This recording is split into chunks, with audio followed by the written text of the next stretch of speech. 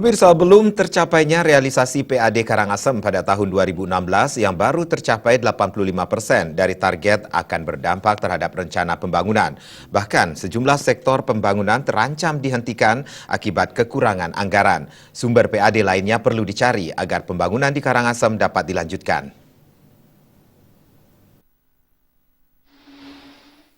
Sebagai dampak kebijakan pemerintah Provinsi Bali yang menutup pertambangan galian C ilegal, realisasi target penerimaan pajak pada tahun 2016 mengalami penurunan 15,5 miliar rupiah menjadi 25,5 miliar rupiah dari target sebesar 27,7 miliar rupiah.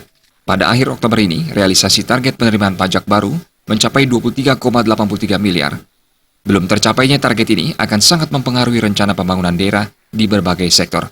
Menyikapi hal ini, Bupati Karangasem Gusti Ayu Masumatri berharap sumber PAD lain segera digarap yang saat ini belum tersentuh seperti wisata air. Dispenda Karangasem juga diharapkan memperbaiki sistem pelayanan bagi wajib pajak dengan sistem jemput bola. Bagaimana pembangunan bisa jalan, itu kita harus mengejar pendapatan ini dengan berbagai pendekatan. Seperti pelayanan, misalnya ya jemput bola lah. Nah, ini sudah diupayakan membuat pelayanan online itu yang juga dibantu oleh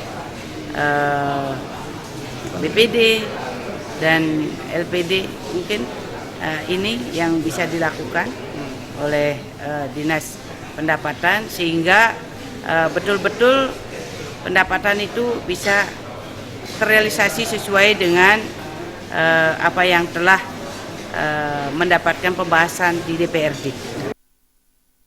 Belum terrealisasinya target pengenaan pajak ini diharapkan tidak dijadikan alasan oleh pemerintah untuk tidak mencari terobosan dalam meningkatkan kesejahteraan masyarakat.